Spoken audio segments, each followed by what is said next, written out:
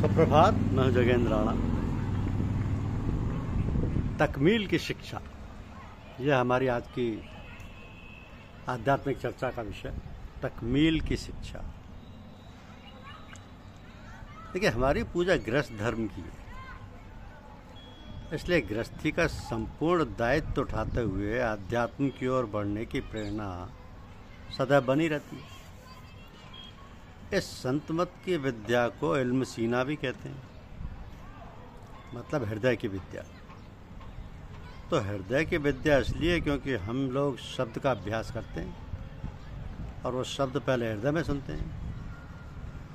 तकमील हुआ साधक अन्य नए साधकों को इस शब्द का आभास करा सकता है और वही इसका शिक्षा गुरु भी होता है।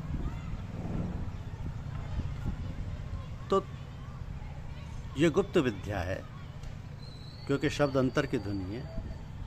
उसका आनंद वही ले सकता है जिसको वह ध्वनि सुनाई देती है।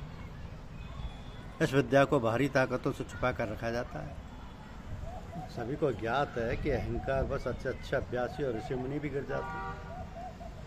इसलिए गुरुदेव सदैव ये प्रयास करते हैं कि बिना किसी आडंबर के इस विद्या का अवतरण अपने शिष्य में करवा दें तथा गुप्त रूप से शिष्य को गहरी तवज्जो देकर उसे उच्च पद तक पहुंचा दें। इन सब उपलब्धियों और ताकतों का ज्ञान शिष्य को भी नहीं रहता, मगर सबके सब काम गुरुदेव की दया कृपा से होते रहते हैं।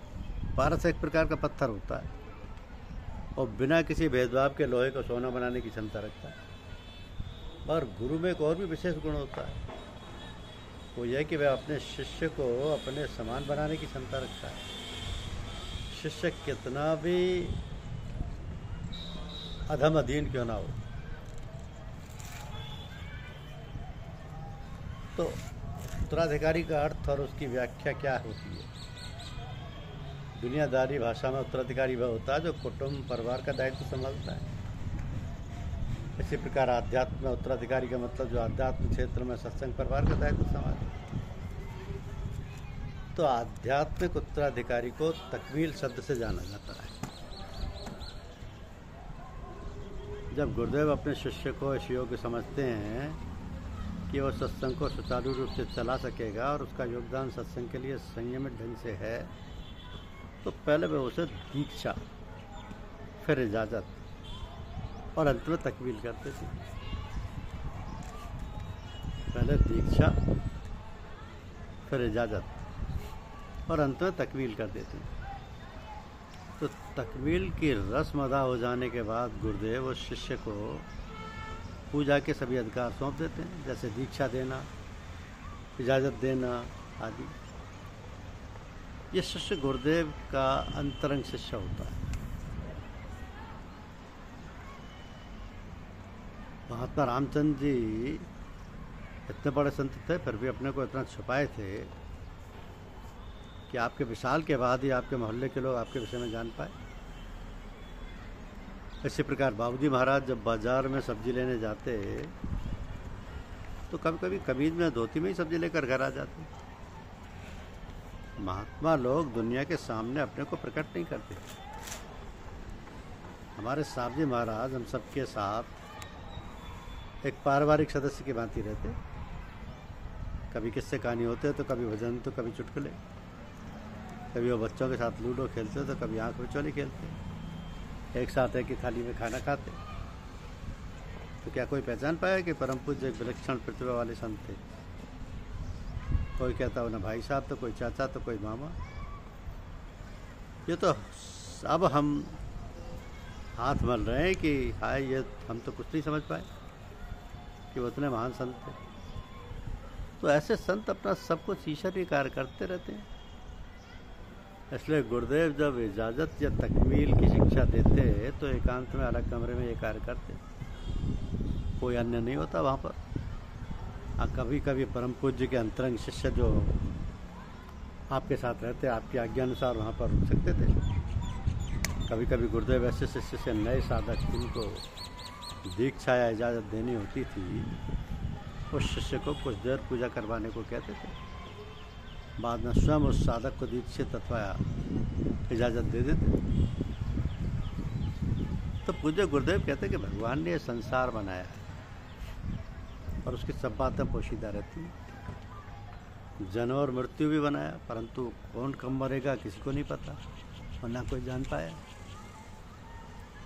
ये भी बतलाते हैं कि भगवान अपनी रचना की कोई बात उजागर नहीं करता, वरना अर्थ से अनर्थ हो जाता है। तो गुरुदेव तो अंतर्यामी थे, सब कुछ जानते थे, फिर भी कभी उजागर नहीं किया, फिर भी कभी उजागर नहीं किया। तो ये जो गुरु अपना कार्य करते हैं, अपना उत्तराधिकारी चुन लेते हैं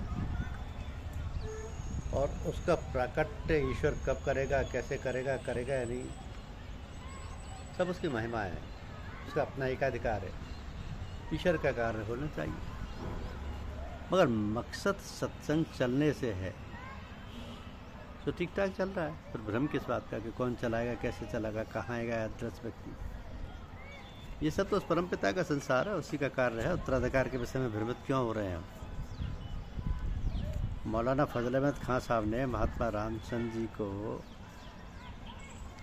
जी महाराज को ये विद्या सौंपी कि हिंदुओं में इसका प्रचार करना। अब मौलाना साहब ने महात्मा जी के अतिरिक्त अपने अन्य मुसलमान शिष्यों को भी इस विद्या का अधिकार दिया और उन्हें भागीदार बनाया।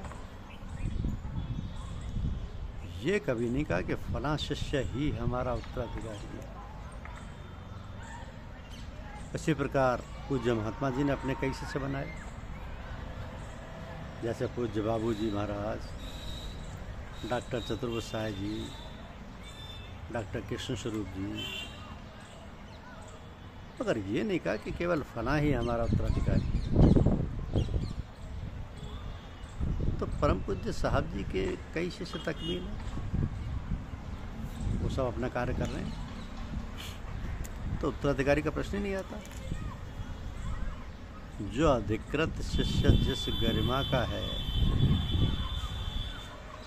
वो अपना कार्य पोशीदा तौर पर कर रहा है, और जो भी उसको परम पूज्य से अधिकार प्राप्त हुए होंगे उसी प्रकार वह पूज्य वर्ग के दिशा निर्देशों पर कार्य कर रहा है। तो इस विषय पर कि उत्तराधिकारी कौन है या नहीं, ये तो ईश्वर का कार्य है, बुजुर्गों का कार्य है, परम पूज्य गुरुदेव का विषय है। वो चाहेंगे, जैसे चाहेंगे वैसे सत्संग चलाएंगे, जैसे चाहेंगे वैसे ही सत्संग चलाएंगे। सिलसिला बुजुर्गों की मेहरबानी से सदा चलता रहता है। परम पूज्य साहब ने अपने लेख में लिखा है कि ये संसार कभी भी संत महात्माओं से खाली नहीं रहता, वो सब अपना अपना कार्य करते रहते हैं। एक बार आपने यही बतलाया कि आगे के कौन कौन से लोग होंगे जो सत्संग को संभालेंगे। समर्थ सतगुरु को इसका भी ज्ञान होता है। जो लोग दीक्षित हैं वो जानते हैं कि सिजरे की एक आयत में लिखा हुआ है कि या इलाही तावत कायम रहे सिलसिला, ख्वाजाए बुल कासमी नूरुल इदा के वास्ते। तो सिलसिला तो बुजुर्गों की मेहरबानी से चलता है। हम कितने भी बड़े बड़े वादे कर लें तो साहब जी के बहुत करीब रहे हैं, हमने बहुत सेवा की है, हमारा संबंध साहब जी से इतने बरसों का रहा है, मगर आत्मज्ञान के बिना तो सब कुछ अधूरा है, सब कुछ अधूरा है। इतने महान संत होते हुए जिनके लिए कुछ भी असंभव नहीं था, उन्होंने उत्तराधिकारी घोषित किया नहीं किया, क्या फर्क पड़ता है? ये तो गुरुदेव की क्षमता पर ही आता है, मगर जब गुरुदेव की इच्छा हो तो बनाया जाता है, नहीं हो तो गुरुदेव शरीर होते हुए भी सारा काम करते रहते हैं और कर रहे हैं। धन्यवाद।